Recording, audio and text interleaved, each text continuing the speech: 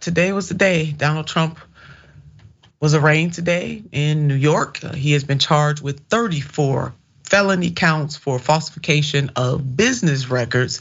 You can see here from Fox News, Trump being transported to the arraignment. You see that right there, that's him being transported. And you know what, too bad every other person doesn't get to be transported that way, but I digressed.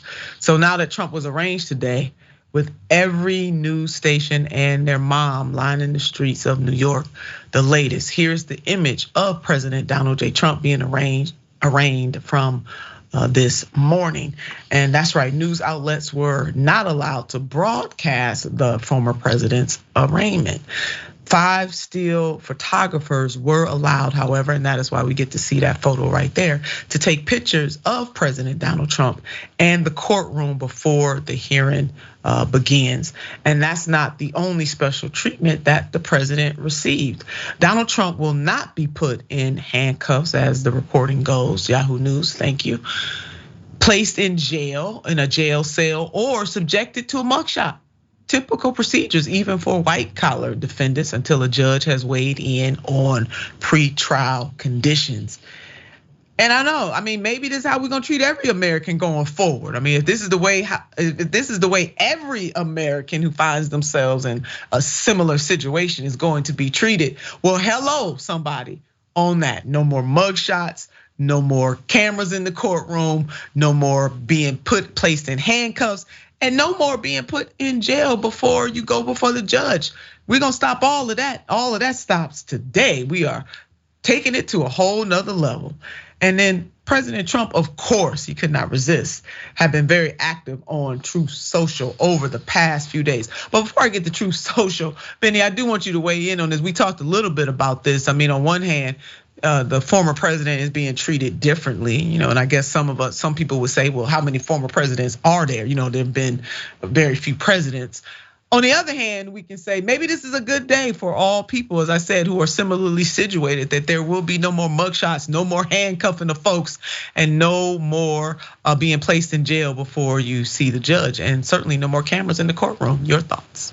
Yeah, fundamentally, all this pre-trial stuff and even during the trial stuff, people underestimate how much it can fundamentally ruin somebody's life. Like a mugshot, even if you're found innocent, a mugshot can show up when people Google search you, and so that could affect your ability to get jobs and things like that. And so quite literally, our system is designed in such a way that even though it's theoretically innocent until proven guilty, a lot of people that get wrapped up in the system, and we know disproportionately that it's black and brown folks that are getting wrapped up into the system, is marginalized people get wrapped up in the system more. And so it is one layer of marginalization that exists within the United States, is this whole process of mugshots and things like this. And I guess one point that I do want to make is they said about white collar criminals or whatever.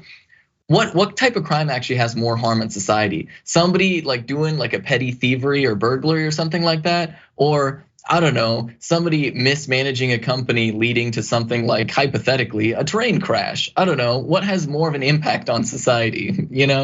It's funny who the people are that get treated with kid gloves, and who the people are that get their face put all over the local news. Yeah, you certainly bring up a good point. We know globally the white collar criminal is the most dangerous.